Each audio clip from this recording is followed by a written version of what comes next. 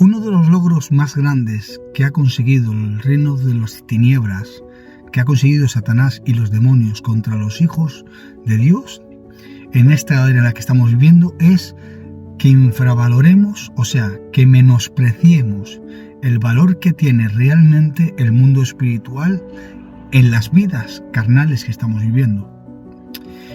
Pensamos que son dos mundos completamente separados, cuando realmente son dos mundos completamente unidos, porque todo aquello que hagamos en el mundo espiritual se manifestará en el mundo carnal y viceversa.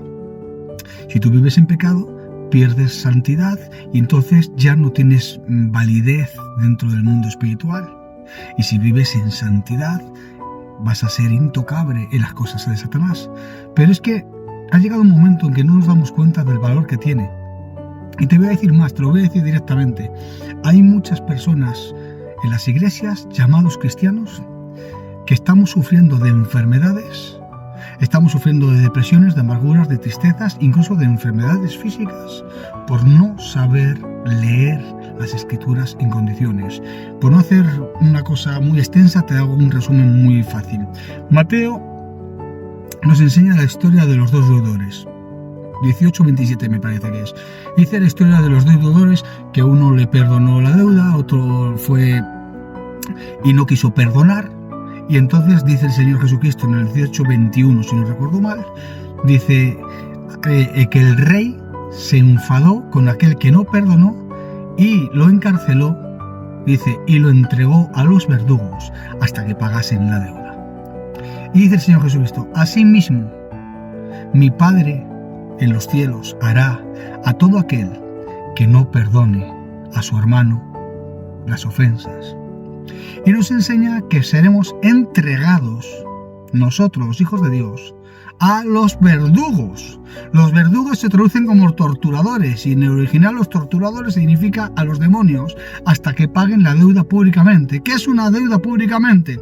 Una deuda públicamente es algo que todos los demás a plena vista puedan ver que está siendo castigado, golpeado. Resumidas cuentas, hay a veces que la falta de perdón o el mal comportamiento que nosotros tenemos, la falta de santidad y el pecado continuo oculto dentro de nuestras vidas cuando nadie nos ve, provoca que la santidad de Dios se aparte y le dé un derecho legal al reino de las tinieblas para que Satanás y sus secuaces vengan contra nosotros y nos castiguen públicamente, nos torturen con enfermedades, nos torturen, nos enfermen y nos hagan pasar por problemas económicos, sociales, etcétera, etcétera, etcétera, etcétera. Y la culpa no es de Dios. Y por mucho que tú ores a Dios, Dios no va a poder quitártelo. ¿Por qué? Porque tú le has dado un derecho legal. Entonces, la única manera de salir de esa situación caótica es arrepentirte, apartarte, pedir perdón a Dios y comenzar a vivir en santidad. Y el que tenga oídos para oír, que oiga. Y si no lo quieres ver, que tú dices, ¡wow! Eso es muy místico, que la Biblia no es así. Así te va. Comencemos a ver la realidad. Y la realidad es que el reino espiritual gobierna lo carnal. Dicho de otra manera, lo visible fue hecho por lo invisible. Por lo tanto, lo invisible gobierna el reino visible. Que Dios te bendiga y hasta la próxima, si Dios quiere.